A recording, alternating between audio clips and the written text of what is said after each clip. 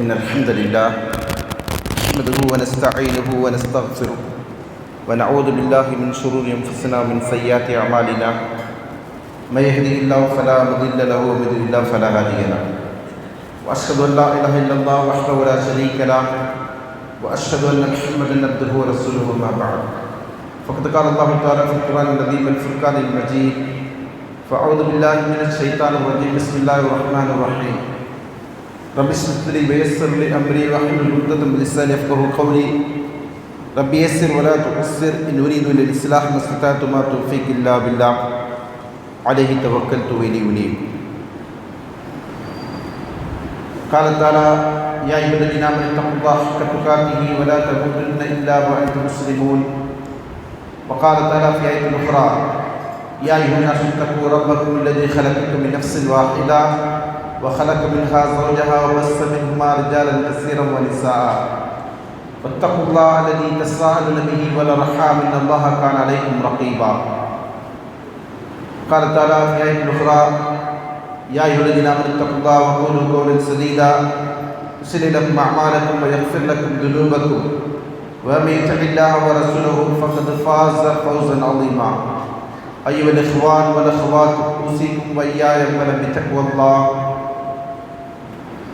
அளவில்லா கருணையாளர் நிகரெல்லாம் முடியும் அல்லாஹ்வின் பெயரில் கொண்டு ஆரம்பிக்கிறேன். அல்லாஹ்வின் சாந்தியும் சமாதானம் நபிகள் நாயகம் ஸல்லல்லாஹு அலைஹி வஸல்லம் அவர்கள் மீதும் அவர்களுடைய வழிமுறையை பின்பற்றி வாழ்ந்த உத்தம சத்திய சஹாபாக்கள் நல்லடியார்கள் இன்னும் வாழ்ந்து கொண்டிருக்கின்ற நல்லவர்கள் மீதும் அல்லாஹ்வின் அருளும் கிருபையும் நிலவெற்றும் என்கிற பிரார்த்தனையோடு இந்த ஜும்மாவுடைய முதலாம் முறையை ஆரம்பிக்கிறேன்.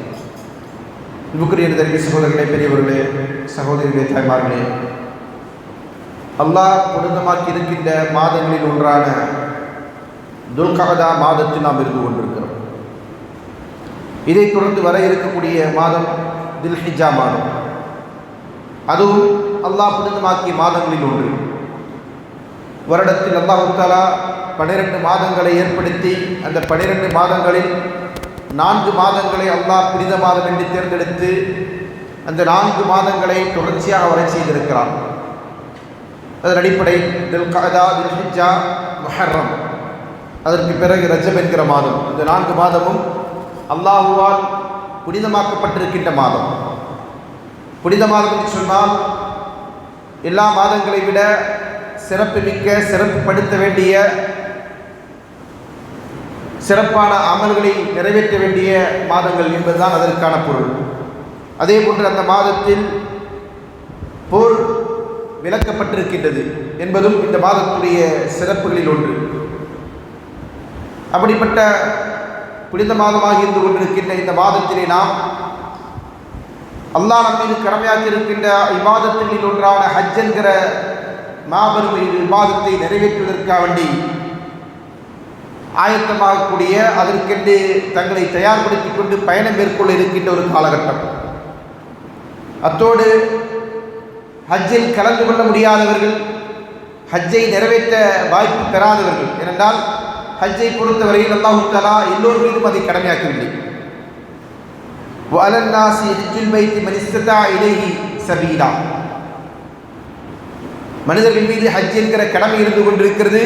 அல்லாஹ்வின் ஆலயத்தை அவர்கள் ஹஜ் என்கிற இபாதத்தின் மூலம் தரிசிக்க வேண்டும் என்று அல்லாஹ் சொல்லிவிட்டு மன் இஸ்ததா இலைஹி சபீலா என்று சொல்கிறான். யார் அதற்கு சக்தி பெற்றிருக்கிறார்களோ. அப்படியானால் எல்லோர் மீதுமான கடமையாக அல்லாஹ் தஆலா ஹஜ்ஜை நம் மீது சுமத்தவில்லை. இஸ்லாமிய மார்க்கத்தின் 5 கடமைகளில் ஒன்று என்றாலும் கூட அந்த கடமைகள் சிலருக்கு அது கடமையாகும், சிலருக்கு அது கடமையாகாது. அதன் அடிப்படையில் பொருளாதார வசதி, ஆரோக்கியம், பயணச்சூழல், பயண சாத்தியம் என்பதெல்லாம் யாருக்கு இருக்கிறதோ அவர்களுக்குத்தான் அது கடமை. இந்த ஹஜ்ஜுடைய காலகட்டத்தை பொறுத்தவரையில் ஏறத்தாழ ஒரு 42,000க்கு மேற்பட்ட ஹாஜிகளுக்கு அந்த வாய்ப்பு பறிபோயிருக்கிறது. அது பயண சூழல் இல்லை என்கிற காரணத்தினால் மறுக்கப்பட்டிருக்கின்ற ஒரு வாய்ப்பாக இருந்தாலும் கூட இதை பொறுத்தவரையில் அவர்கள் அதற்காக முயற்சித்தவர்கள் குற்றவாளிகள் அல்ல, நன்மை வழங்கப்படக்கூடியவர்கள். ஏனென்றால் அவர்களுடைய முயற்சியை மேற்கொண்டார்கள். அதற்கான சூழல் அமையாமல் போனதன் காரணமாக அவர்கள் ஹஜ்ஜை நிறைவேற்ற முடியாமல் போய்விட்டது. எனவே அவர்களுக்கு அதில் எந்த விதத்திலுமே பாதிப்பை தருகின்ற ஒன்றல்ல. அதே நேரத்தில் ஹஜ்ஜை நிறைவேற்றாதவர்களாக இருந்து கொண்டிருக்கிற, ஹஜ்ஜை நிறைவேற்றுவதற்கான வசதி இல்லாதவர்களை பொறுத்தவரையில் இந்த ஹஜ் என்கிற இபாதத்துடைய கிரியைகளில், அமல்களில் நாமும் கலந்து கொள்ள வேண்டும். அதன் அடிப்படையில் தான் துல்ஹிஜ்ஜா மாதத்தில் ஹஜ்ஜை நிறைவேற்றாதவர்கள், ஹஜ்ஜிற்கு செல்லுகின்றவர்களுக்கு தனியான பலிப்பிராணி இருந்து கொண்டிருக்கிறது. அதற்கு ஹதி என்று சொல்வார்கள். ஹதியை பொறுத்தவரையில் ஹஜ்ஜை நிறைவேற்றக்கூடியவர்கள் செய்ய வேண்டிய பலிப்பிராணி. ஹஜ்ஜிற்கு செல்லுகின்றவர்கள் ஹஜ்ஜிலே சென்று உதுஹியா கொடுப்பது இருக்கிறது அல்லவா, அதற்கு பேர் சொல்வது என்று சொன்னால் அல் ஹதி என்று சொல்வார்கள். அதே நேரத்தில் ஹஜ்ஜிற்கு செல்லாதவர்களாக இருந்து கொண்டிருக்கின்றவர்கள் உதுஹியா, குர்பானி என்கிற பெயரில் என்ன செய்வாங்க, உதுஹியாவில் ஆடு மாடு ஒட்டகம் போன்ற பிராணிகளை அறுப்பது என்பது நபி ஸல்லல்லாஹு அலைஹி வஸல்லம் நமக்கு காட்டி தந்திருக்கின்ற சுன்னவாக இருந்து கொண்டிருக்கிறது. நபி ஸல்லல்லாஹு அலைஹி வஸல்லம் அவர்கள் எல்லா வருடமும் ஹஜ்ஜிற்கு செல்லவில்லை, ஹஜ்ஜில் சென்று குர்பானி கொடுக்கவில்லை, உதுஹியா அதாவது ஹதியை நிறைவேற்றவில்லை. அதே நேரத்தில் நபி ஸல்லல்லாஹு அலைஹி வஸல்லம் அவர்கள் ஹஜ்ஜுடைய காலங்களில் தபஹ நபி ஸல்லல்லாஹு அலைஹி வஸல்லம் கபஷைனி அம்லஹைனி, இரண்டு கொளுத்த கொம்புள்ள ஆட்டை நபி ஸல்லல்லாஹு அலைஹி வஸல்லம் இருந்தாங்க, உதுஹியா கொடுத்தார்கள் என்கிற செய்தி சஹீஹ் முஸ்லிம் போன்ற ஹதீஸ் நூல்களில் இடம்பெற்றிருக்கிறதை பார்க்கிறோம். அதன் அடிப்படையில் அது ஒரு சுன்னாவான ஒரு அமல். இந்த குர்பானுடைய விஷயத்தில், அதாவது உதுஹியா ஹஜ்ஜிற்கு செல்லாதவர்கள் நிறைவேற்றுகின்ற பலி, இதை பொறுத்தவரையில் இதனுடைய ஹுக்கும் என்ன அப்படின்னு பார்த்தீங்கன்னு சொன்னால், ஒரு சில அறிஞர்கள் இதை வாஜிப் என்று சொல்லியிருக்கிறார்கள். வாஜிப் என்றால் கட்டாயம் நிறைவேற்றப்படுகின்ற ஒரு அமல். ஆனால் பெரும்பான்மை அறிஞர்கள் இது வாஜிப் அல்ல, வலியுறுத்தப்பட்ட சுன்னா என்கிற நிலையில் அதை சொல்லுகிறார்கள். அதன் அடிப்படையில் அந்த வலியுறுத்தப்பட்ட சுன்னாவாக இருந்து கொண்டிருக்கின்ற ஒரு அமலை நம்மில் யாருக்கெல்லாம் முடியுமோ அவர்கள் நிறைவேற்ற வேண்டும். ஏன் இது போன்ற கருத்து வேறுபாடு என்று சொன்னால், அல்லாஹ் தஆலா சொல்கிறான், ஃபஸல்லி லிரப்பிக வன்ஹர், உம்முடைய ரப்பிற்காக நீங்கள் என்ன செய்யுங்க, தொழுகை நிலைநாட்டுங்கள், மேலும் அறுத்து பலியிடுங்கள். இந்த அறுத்து பலியிடுங்கள் என்பது அல்லாஹ்வுடைய கட்டளை. எப்படி தொழுமான் அல்லாஹ் கட்டளையிட்டானோ அதுபோன்று அறுக்க வேண்டும், பலிப்பிராணியை பலியிட வேண்டும் என்றும் அல்லாஹ் கட்டளையிட்டிருக்கிறான் என்கிற அடிப்படையில் அது வாஜிப் என்று சில அறிஞர்கள் செஞ்சிருக்கிறாங்க. அல்லாஹ்வின் கட்டளையிலிருந்து அந்த சட்டத்தை எடுத்திருக்கிறார்கள். அதே போன்று நபி ஸல்லல்லாஹு அலைஹி வஸல்லம் சொன்ன செய்தி, மன் கான லஹு ஸஅத்துன் ஃபலம் யுதஹி ஃபலம் யக்ருபன்ன முஸல்லானா, யாருக்கு வசதி இருந்து அவர்கள் உதுஹியாவை நிறைவேற்றவில்லையோ அவர்கள் நம்முடைய தொழுமிடத்திற்கு வர வேண்டாம் என்ற இஸ்லாம் கூறிய செய்தி சுனன் இப்னு மாஜா, முஸ்னத் அஹ்மது போன்ற ஹதீஸ் நூல்களில் இடம்பெற்றிருக்கிறது. ஆனால் இந்த ஹதீஸை பொறுத்தவரையில் இது பலவீனமான செய்தி. அதை பலவீனம் என்று அறிந்து கொள்ளாதவர்கள் மேற்கூறிய வசனத்தின் அடிப்படையில் உதுஹியா என்பது வாஜிப் தான், கட்டாய கடமைதான் என்று சொல்லுகிறார்கள். ஆனால் இன்னொரு சாரார் அறிஞர்கள் இந்த ஹதீஸை பலவீனம் என்கிற காரணத்தை சொல்லியும், அதே போன்று நபி ஸல்லல்லாஹு அலைஹி வஸல்லம் சொன்னார்கள், மன் அராத யுலஹிய, உங்களில் யார் உலுஹியா கொடுக்க நாடுகிறாரோ, ஃபல் யும்சிகன்ன மின் ஷஅரிஹி வ அல்ஃபாரி, அவர் என்ன செய்ய வேண்டாம், ஃபலா யும்சிகன்ன மின் ஷஅரிஹி வ அல்ஃபாரி, அவர் தன்னுடைய தலைமுடியை கத்திரிக்க வேண்டாம், அதே போன்று நகங்களை வெட்ட வேண்டாம் என்பதை நபி ஸல்லல்லாஹு சொன்னார்கள். சஹீஹ் முஸ்லிமில் இடம்பெற்றிருக்கக்கூடிய செய்தி. அப்போ இந்த ஹதீஸில் என்ன சொல்லப்படுது, யார் விரும்புகிறாரோ, யார் நாடுகிறாரோ. அப்போ எல்லோருக்கும் கட்டாயமான ஒரு செயலாக இருந்தால் அல்லாஹ்வின் தூதர் ஸல்லல்லாஹு அலைஹி வஸல்லம் செய்ய மாட்டாங்க, யார் நாடுகிறார்களோ விரும்புகிறார்களோ என்று சொல்ல மாட்டாங்க, எல்லோரும் செய்ய வேண்டும் என்று சொல்லி இருப்பார்கள் என்கிற அடிப்படையில் இந்த அமலை எப்படி பார்க்கிறோம், சுன்னா முஅக்கதா. இன்னும் சொல்லப்போனால் அபூபக்கர் ரலியல்லாஹு அன்ஹு அவர்கள் தன்னுடைய வாழ்நாளில் உதுஹியாவை நபி ஸல்லல்லாஹுடைய வாழ்க்கைக்கு, நபி ஸல்லல்லாஹுடைய காலகட்டத்திற்கு பிறகு உதுஹியா கொடுக்கவில்லை. 2 வருடம் தான் அவர் வாழ்ந்திருக்கிறார். அந்த 2 வருடமும் அவர் யாராக வாழ்ந்திருக்கிறார், ஹலீஃபாவாக வாழ்ந்திருக்கிறார். அதன் காரணமாக எங்கே இந்த வருடம் அடுத்த வருடம் என்று அவர் என்ன செஞ்சார், தன்னுடைய வாழ்க்கையில் அதை ஒரு தொடரான அமலாக செய்திருந்தால் மக்கள் இதை கட்டாயம் என்று எடுத்துக்கொள்வார்களோ என்று அஞ்சி என்ன செஞ்சாங்க, அதை கொடுக்காம தவிர்த்து கொண்டார்கள். யாரு, அபூபக்கர் அவர்கள். அப்போ இதுவும் நமக்கு என்னது, ஒரு முன்மாதிரியாக இருந்து கொண்டிருக்கிற ஒரு விஷயம். அந்த அடிப்படையில் உதுஹியா என்பது சுன்னா முஅக்கதா, வலியுறுத்தப்பட்ட சுன்னா என்பதுதான் அதற்கான சரியான நிலை என்பதை நாம் புரிந்து கொள்ள வேண்டும். அப்போ அதன் அடிப்படையில் வலியுறுத்தப்பட்ட சுன்னா என்று சொன்னால் நம்ம யாருக்கெல்லாம் முடியுமோ அதை செய்ய வேண்டும். முடிகின்றவர்கள் அந்த சுன்னாவை என்ன செய்யக்கூடாது, அலட்சியம் செய்யக்கூடாது, உதாசீனம் செய்யக்கூடாது. அல்லாஹ்வுடைய தூதர் அவர்கள் நமக்கு ஒரு அமலை சொல்லித் தருகிறார் என்று சொன்னால் அந்த அமல் நமக்கு அல்லாஹ்விடத்தில் நெருக்கத்தை நாடி இபாதத்தாக நிறைவேற்ற வேண்டிய ஒன்று, அதை நாம் நிறைவேற்றுகிறோம் என்று சொன்னால் அதற்கான கூலி நமக்கு அல்லாஹ்விடமிருந்து கிடைக்கும். அந்த கூலியுடைய பலனை நாம் மறுமையில் கண்டுகொள்வோம். இந்த உலகத்தில் நாம் என்ன செய்வோம், எந்த ஒரு நன்மை செய்தாலும் அதற்கு நமக்கு என்ன இருக்கு, அல்லாஹ்விடத்தில் அதற்கான பிரதிபலன் இருந்து கொண்டிருக்கு. அல்லாஹ்வையும் மறுமை நாளை நம்பக்கூடிய ஒவ்வொரு முஸ்லீமும் தன்னுடைய அமல்களை இந்த இலக்கோடு தான் அமைத்துக் கொள்ளுவார்கள், அமைத்துக் கொள்ள வேண்டும். அப்படி இருக்கிற போது இது ஒரு சுன்னா மோக்கதா, எனக்கு வசதி இருக்கிறது, வாய்ப்பு இருக்கிறது என்று சொன்னால் அப்படி உள்ளவர்கள் என்ன செய்யணும், அதை நிறைவேற்றுவதற்கு ஆர்வம் காட்ட வேண்டும். அதை நிறைவேற்றாமல் இருப்பதற்கு என்ன செய்யக்கூடாது, சாக்கு போக்குகளை தேடக்கூடாது. காரணம், இந்த அமலை ஒரு சமுதாயம் நிறைவேற்றாமல் போனால் அவர்கள் அல்லாஹ்விடத்தில் இஸ்லாமிய அடையாள சின்னங்களை தவிர்த்ததன் காரணமாக, நடைமுறைப்படுத்தாததன் காரணமாக பாவிகளாக கருதப்படுவார்கள். அப்படி இருக்கக்கூடிய நிலை இது போன்ற அமல்கள் இருந்து கொண்டிருக்கிறது. அல்லாஹ் பாதுகாக்க வேண்டும். நம்முடைய சமுதாயத்தில் பல்வேறு விதமான அமல்கள் வழக்கொழிந்து போய்விட்டது, செயலில் இல்லாமல் இருந்து கொண்டிருக்கிறது. அப்போ நமக்கு கிடைத்திருக்கிற அமலையும் கூட நாம் என்ன செய்கிறோம், செயல்படுத்துவதற்கு நாம் தவறிவிட்டோமே ஆனால் அதுவும் பறிக்கப்பட்டு விடும். அப்படிப்பட்ட ஒரு ஆபத்து இருந்து கொண்டிருக்கிறதை உணர்ந்து கொண்டு அமல்களை நமக்கு கிடைத்த அளவுக்கு, வாய்ப்பு கிடைக்கும் அளவிற்கு நாம் என்ன செய்யணும், அதை நிறைவேற்றுவதற்கு நாம் ஆர்வப்பட வேண்டும்.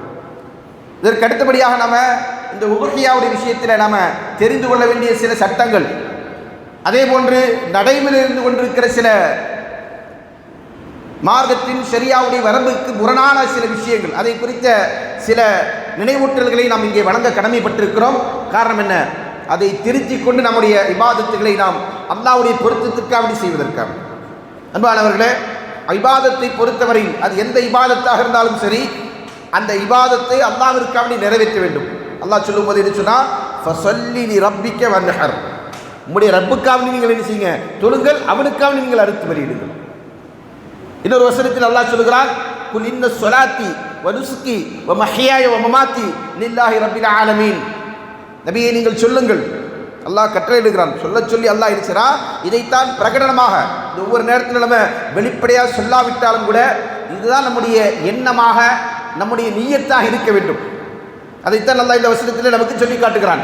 நிச்சயமாக என்னுடைய தொழுகை, என்னுடைய குர்பானி, என்னுடைய அறுத்து பலியிடுகின்ற பலிப்பிராணி, என்னுடைய வாழ்வு, என்னுடைய மரணம் அனைத்துமே அகிலங்களை படைத்திருக்கிற இரட்சகனாகி அல்லாஹ்விற்கே என்று நபியை நீங்கள் என்ன செய்யுங்க, சொல்லுங்கள் என்று அல்லாஹ் கட்டளையிடுகிறான். இதுதான் இபாதத்தின் போது நமக்கு இருக்க வேண்டிய எண்ணம், உணர்வு. தொழுகிறோம் யாருக்காண்டி, அல்லாஹ்விற்காண்டி. நோன்பு நோக்கிறோம் அல்லாஹ்விற்காண்டி. ஹஜ் செய்கிறோம் அல்லாஹ்விற்காண்டி. குர்பானி கொடுக்கிறோம் அல்லாஹ்விற்காண்டி. ஏனென்றால் குர்பானி என்பது எதற்காண்டி நிறைவேற்றப்படுகிறது, நமக்கு முன்னால் வாழ்ந்த அல்லாஹ்வுடைய நேசத்திற்குரிய ஒரு அடியானாக இருந்து கொண்டிருந்த இப்ராஹிம் அலைஹிஸ்ஸலாம் அவர்கள் தம்முடைய வாழ்க்கையில் எல்லாவற்றையும் அல்லாஹ்விற்காண்டி தியாகம் செய்தார்கள். எந்த அளவிற்கு அந்த தியாகம் இருந்தது என்று கேட்டால், அல்லாஹ்விற்காண்டி தன்னுடைய மகனை அறுக்க வேண்டும் என்று அல்லாஹ் சொன்னபோது அதையும் செய்வதற்கு அவர் முன்வந்தார். அதற்கு பகரமாகத்தான் அந்த கட்டுப்படுதலை அல்லாஹ் அறிந்து அதற்கு பிறகு இருக்கிறார் அவருடைய இடத்திலிருந்து அல்லாஹ் அதற்கு பகரமான ஒன்றை ஏற்படுத்திவிட்டு இதை அருங்கள் என்று ஒரு ஆட்டை அறுக்க சொன்னான். அதை அவர்கள் அல்லாஹ்விற்காண்டி அறுத்து பலியிட்டார்கள். இந்த செயல் எதை காட்டுகிறது, இப்ராஹிம் அலைஹிஸ்ஸலாம் அவர்கள் அல்லாஹ்விற்கு எந்த அளவுக்கு அஞ்சி நடந்த ஒரு அடியாராக இருந்தார். அல்லாஹ்வின் மீதான அச்சம், அல்லாஹ்வின் மீது அல்லாஹ்விற்கு கட்டுப்படுகிற அந்த பண்பு எந்த அளவிற்கு அவரிடத்திலே தலை தோங்கியது, மிகைத்து காணப்பட்டது என்பதுதான் இந்த அவருடைய செயலுடைய வெளிப்பாடு. அப்படி உள்ள செயலை வெளிப்படுத்துவதற்காக வேண்டித்தான் அல்லாஹ் இது போன்ற இபாதத்துகளை நம் மீது கடமையாக்கி இருக்கிறான். அதனால தான் அல்லாஹ் சொல்கிறான், நீங்கள் அறுக்கின்ற பலிப்பிராணியின் இரத்தமோ அதனுடைய இறைச்சியோ அல்லாஹ்வை சென்றடைவதில்லை. அல்லாஹ்விற்கு தேவையற்றதும் கூட. அல்லாஹ் நாம் அறுக்கின்ற பலிப்பிராணியின் இரத்தத்தை கேட்கக்கூடியவன் அல்ல, அதனுடைய மாமிசத்தை கேட்கக்கூடியவன் அல்ல, அதில் அல்லாஹ்விற்கு ஒரு பங்கை நாம் ஒதுக்கக்கூடியவர்களும் அல்ல. அப்படி ஒரு பங்கு அதில் இல்லவே இல்லை. அப்போ எதற்காக இதை அல்லாஹ் நமக்கு கட்டளையிட்டு இருக்கிறான் என்று சொன்னால், அல்லாஹ் சொல்லுகிறான், உங்களுடைய இருக்கக்கூடிய தக்வா அல்லாஹ்வை சென்றடைகிறது. அறுக்கின்ற பலிப்பிராணி மாமிசம் அல்லாஹ்வை சென்றடைவதில்லை. உங்களுடைய தக்வா அல்லாஹ்வை அடைகிறது. தக்வாவை அடைவதற்காக வேண்டித்தான், நம்மிடம் இருந்து கொண்டிருக்கிற தக்வாவை வெளிப்படுத்துவதற்காக வேண்டித்தான் இந்த அமலை நாம் நிறைவேற்றுகிறோமே தவிர வேறு எதற்காக வேண்டியும் அல்ல. அப்படியானால் நம்முடைய இபாதத் எப்படி இருக்கணும்? காலிசல் இல்லா, அல்லாஹ்விற்காக வேண்டி உளத்தூய்மையோடு கலப்படமற்றதாக பரிபூர்ணமான விதத்தில் இந்த அமலுக்கான கூலி அல்லாஹ்விடத்தில் எதிர்பார்த்து நான் நிறைவேற்றுகிறேன் என்கிற அடிப்படையிலே அமல்கள் இருக்க வேண்டும். ஆனால் துரதிருஷ்டவசமாக நாம் பார்க்கின்ற காட்சிகள் என்ன? குர்பானியை கொடுக்கக்கூடியவர்கள் பகட்டை வெளிப்படுத்துவதற்காக அதை செய்கின்றவர்களாக சிலர் இருக்கிறார்கள். இன்னொரு வேதனைக்குரிய விஷயம், எந்த பக்தும் தொழுகைக்கு வரமாட்டார், வருடம் முழுக்க அவர் என்ன செய்ய மாட்டார், தொழுகைக்கு மஸ்ஜிதுக்கு வரமாட்டார், தொழுகை இல்லை அவரிடத்துல. ஆனால் அவரும் என்ன செய்வார்? துல்ஹஜ் வந்துவிட்டால் குர்பானி கொடுப்பார். எதற்காக அவர் நிறைவேற்றுகிறார்? அல்லாஹ்விற்காக நிறைவேற்றக்கூடியவராக அவர் இருந்தால் அவர் எல்லா நேரத்திலும் 5 நேர கடமையான தொழுகை முதன்மையாக நிறைவேற்ற வேண்டும். இஸ்லாமிய ஷரியாவுடைய ஹுக்மிலே தொழுகை விடுகின்றவன் காஃபிர். காஃபிர் கொடுக்கின்ற குர்பானி ஏற்றுக்கொள்ளப்படுமா? ஏற்றுக்கொள்ளப்படாதா? அல்லாஹ் பாதுகாக்க வேண்டும். காஃபிர் அறுத்தால் நம்ம உண்ணக்கூடாது கரியை. அப்போ அவருக்கு குர்பானி கொடுக்கிறார் என்று சொன்னால் இந்த குர்பானிக்கு முன்னதாக அல்லாஹ் என்ன கட்டளையிட்டு இருக்கிறான்? ஃபஸல்லி ரப்பிக்க, உங்களுடைய ரப்பிற்காக நீங்கள் தொழுங்கள். குல் இன்ன ஸலாத்தி, நபியே நீங்கள் சொல்லுங்கள் நிச்சயமாக என்னுடைய தொழுகை. அதற்கு பிறகுதான் குர்பானி. இதை நாம் நினைக்கிறோம், மனதில் நிறுத்திக் கொள்ள வேண்டும். இதை அறியாதவர்களா இன்றைக்கு நம்முடைய சமுதாயத்திலே பலரும் இருந்து கொண்டிருக்கிறார்கள் என்பது வேதனைக்குரிய விஷயம். அதற்கு அடுத்தபடியாக இந்த இபாதத்தை நாம் நிறைவேற்றுகிற போது இதிலே நாம் கவனிக்க தவறுகின்ற வேறு சில விஷயங்கள் என்ன என்று கேட்டால், இதனுடைய சட்டத்திட்டங்களை அறியாதவர்களாக இருக்கிறோம். குர்பானி பிராணியை பொறுத்தவரையில் 4 நிபந்தனைகளுக்கு உட்பட்டதாக அந்த பிராணிகள் இருக்க வேண்டும். 4 நிபந்தனைகளுக்கு உட்பட்டதாக குர்பானி பிராணி இல்லை என்று சொன்னால் அந்த குர்பானி பிராணியை அறுப்பதற்கு தோதுவானதல்ல. முதலாவது, அந்த குர்பானி பிராணியை பொறுத்தவரையில் அதற்கான வயது வர வேண்டும். அல்லாஹ்வின் தூதர் ஸல்லல்லாஹு அலைஹி வஸல்லம் அவர்கள் ஒட்டகத்திற்கு 5 வயது என்றும் மாட்டுக்கு 2 வயது என்றும், ஆடு அதில் செம்மறி ஆடாக இருந்தால் 6 மாதம், வெள்ளாடாக இருந்தால் 1 வருடம், இப்படி என்ன செய்யணும், இந்த வயதை பூர்த்தியானது மட்டும்தான் குர்பானி கொடுப்பதற்கு தோதுவானது என்று சொன்னார்கள். அதன் அடிப்படையில் என்ன செய்யணும், நம்ம இந்த பனிப்பிராணியை அறுக்கிற போது அல்லாஹ்விற்கு அப்படி நிறைவேற்ற வேண்டும். அல்லாஹ்வுடைய நெருக்கத்தை நாடி, அவனுடைய பொருத்தத்தை நாடி அந்த அமலை செய்வதோடு அந்த அமல் பரிபூர்ணமான விதத்தில் நிறைவேற வேண்டும் என்பதற்காக வேண்டி அதற்குரிய சட்டத்திட்டங்களை, வரம்புகளை அறிந்து கொண்டு அதை நாம் நிறைவேற்ற வேண்டும். அதன் அடிப்படையில் முதலாவது நாம் கவனிக்க வேண்டிய விஷயம் அதனுடைய வயது.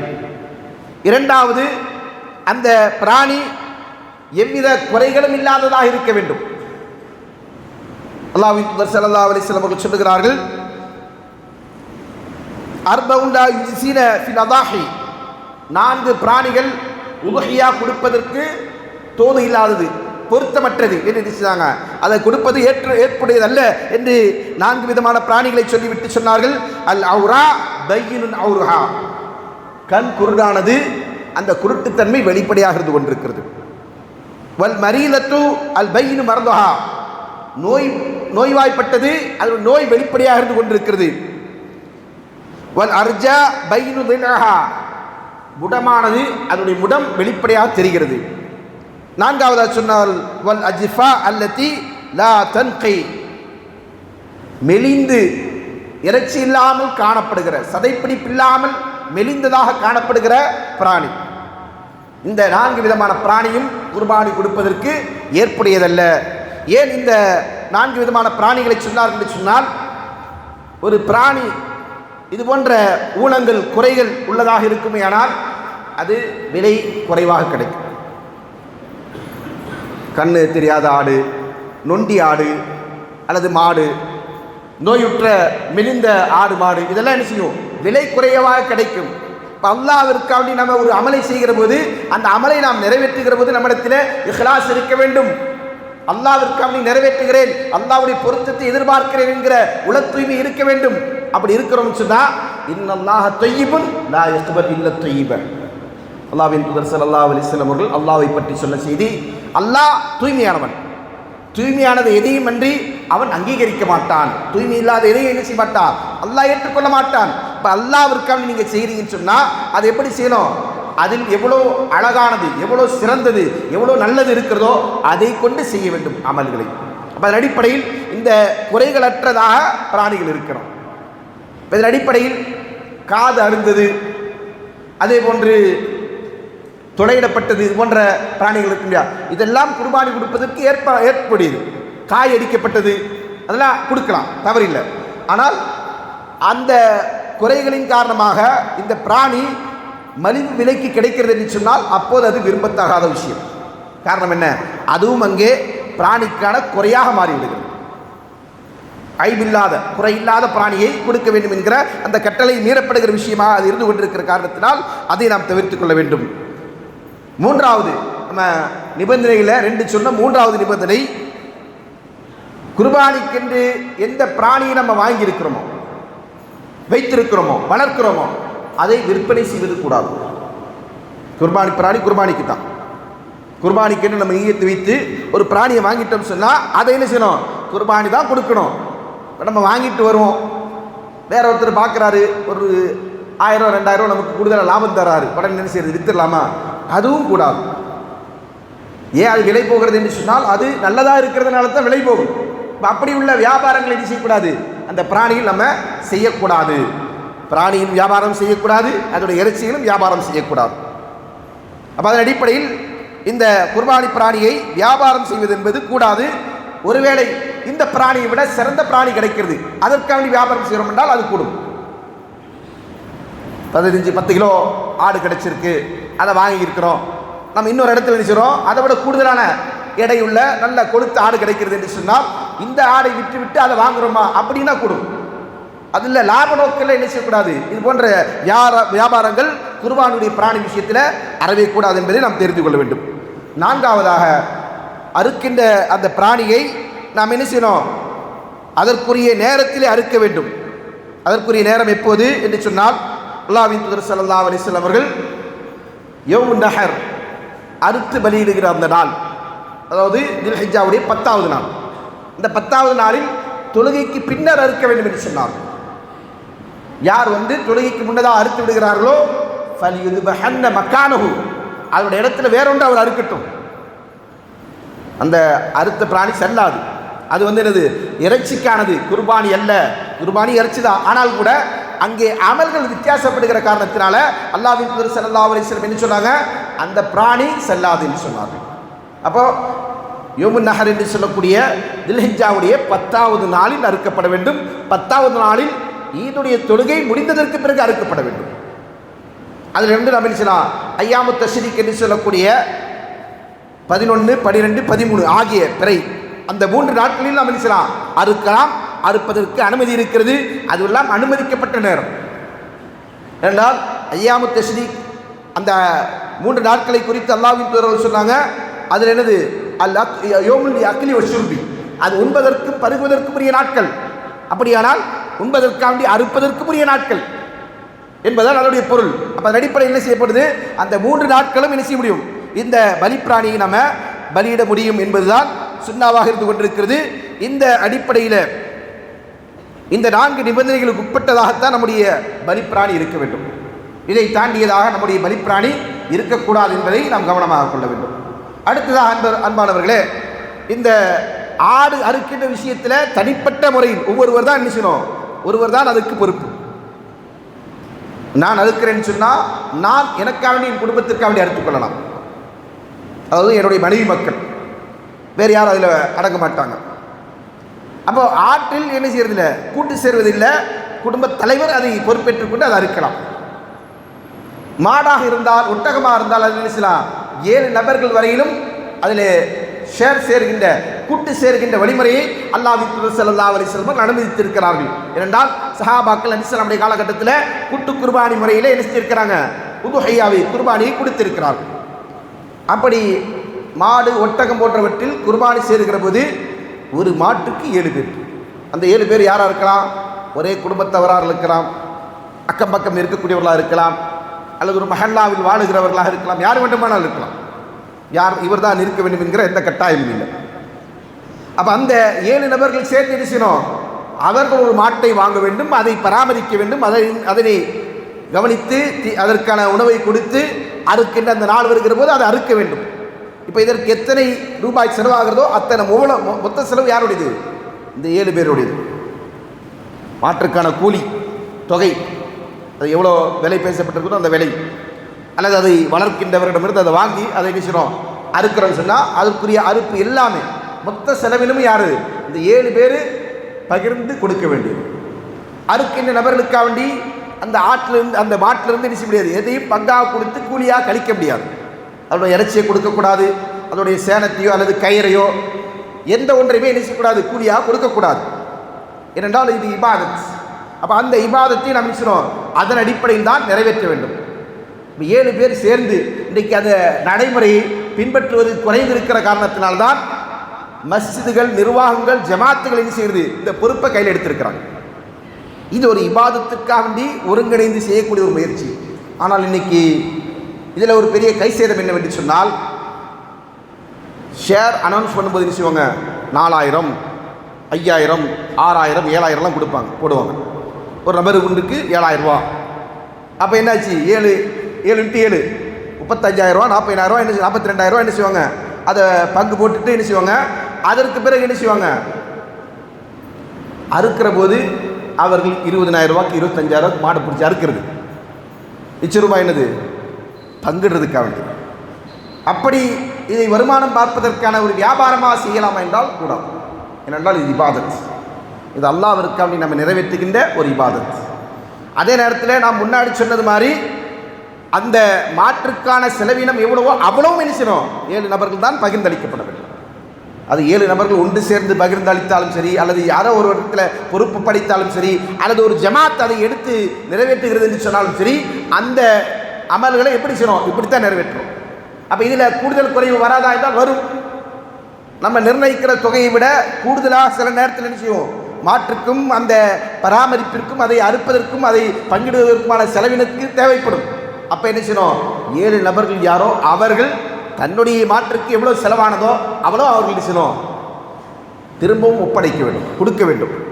ஒருவேளை அதில் குறைந்த தோதில் மாடு விலை குறைவாக கிடைத்து விட்டது, கூலி குறைவாக கொடுக்கப்பட்டு விட்டது என்கிற அடிப்படையில் எல்லாமே நமக்கு அடக்கமாக வந்துருச்சு, நம்ம நிர்ணயித்திருக்கிற தொகையை விட குறைவாக கிடைத்தது என்று சொன்னால் அதை என்ன செய்யணும், யார் அந்த பங்கை கொடுத்தாங்களோ அவங்கள்ட்ட திரும்ப ஒப்படைக்கப்படும்.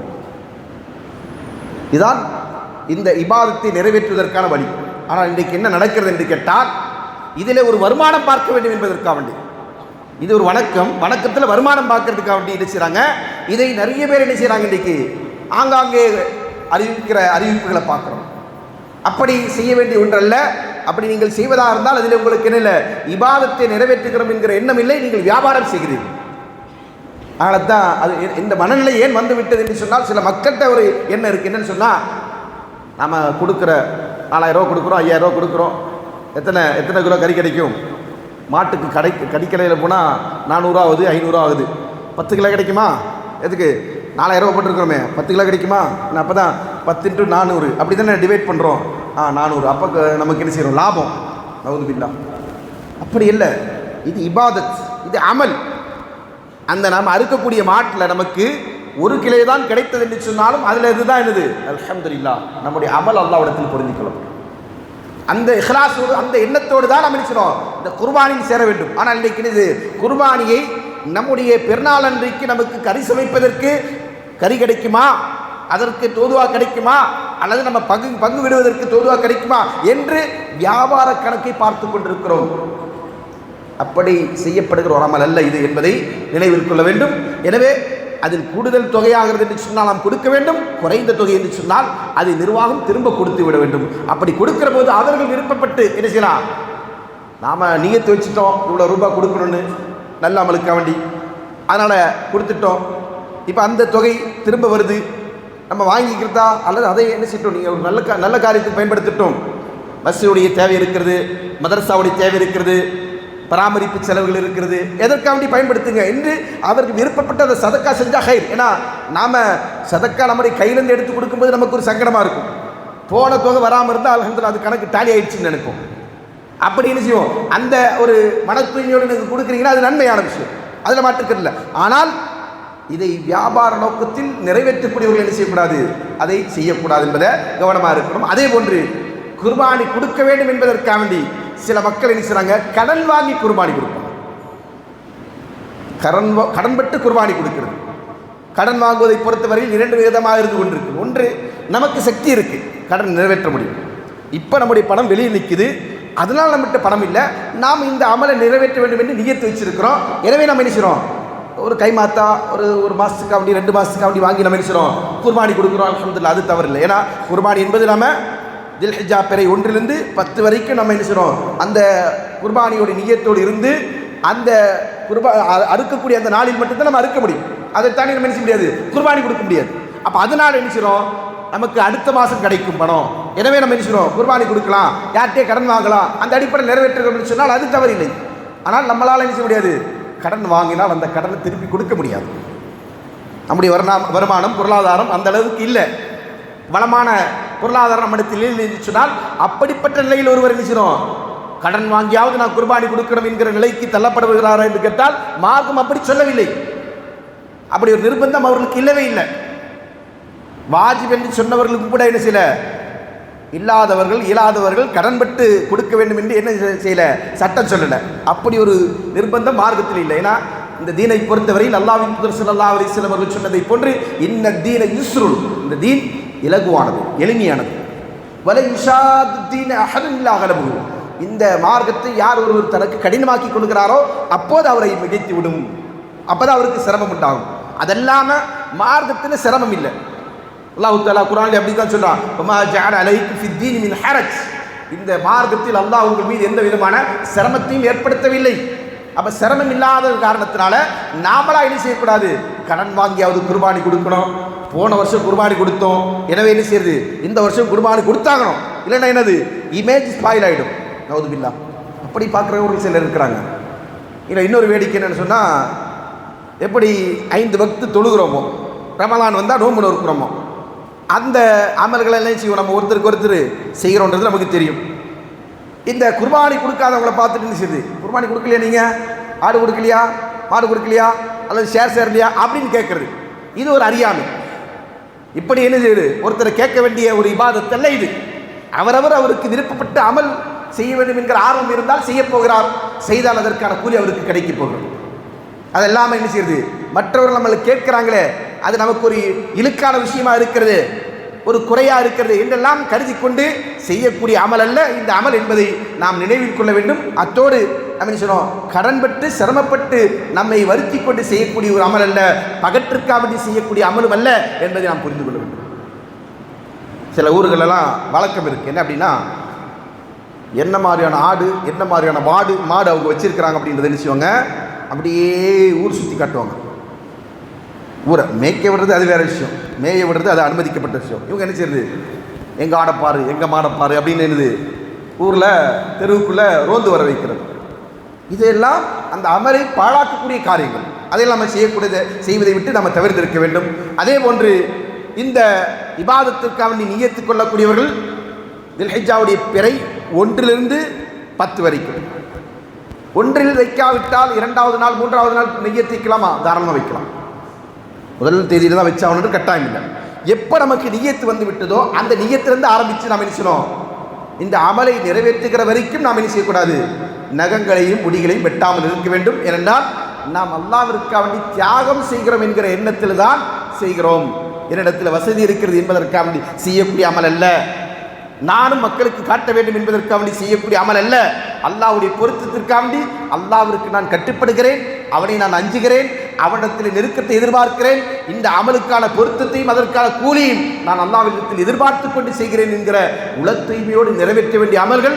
அது போன்ற எண்ணத்தோடு நாம் நம்முடைய அமல்களை அமைத்துக் கொள்வோம். அல்லாஹ் தஆலா உங்களுக்கும் நம் அனைவருக்கும் அதுபோன்று இஹ்லாஸான முறையில் நம்முடைய எல்லா இபாதத்துகளையும் எல்லா வணக்கங்களையும் நிறைவேற்றிவிட்டு அல்லாஹ்வுடைய பொருத்தத்தை முழுமையாக அடையக்கூடிய நல்ல தௌஃபீக்கினை வழங்கட்டும் என்று கூறி இந்த ஜுமாவுடைய முதலாம் முறையை நிறுவுகிறேன். நக்கூலி கௌலி ஹாதா அஸ்தக்ஃபிருல்லாஹி லி வ லக்கும் வஸ்தக்ஃபிருல்லாஹி லில் முஸ்லிமீன்.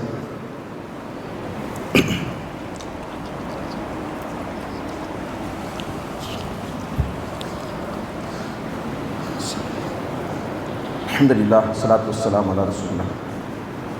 இன்னல்லாஹ வ மலாயிகத்துஹு யுஸல்லூன அலன் நபிய்யி யா அய்யுஹல்லதீன ஆமனூ ஸல்லூ அலைஹி வ ஸல்லிமூ தஸ்லீமா. அல்லாஹும்ம ஸல்லி அலா முஹம்மதின் வ அலா ஆலி முஹம்மதின் கமா ஸல்லைத அலா இப்ராஹீம் வ அலா ஆலி இப்ராஹீம் இன்னக ஹமீதும் மஜீத். اللهم بارك على محمد وعلى ال محمد كما باركت على ابراهيم وعلى ال ابراهيم انك حميد مجيد. اللهم انصر من نصر دين محمد صلى الله عليه وسلم وجعلنا منهم. اللهم خذل من خذل دين محمد صلى الله عليه وسلم ولا تجعلنا منهم. عباد الله يرحمكم الله، ان الله يأمر بالإحسان وإيتاء ذي القربى وينهى عن الفحشاء والمنكر والبغي يعظكم لعلكم تذكرون ولذكر الله أكبر والله يعلم. أقيموا الصلاة.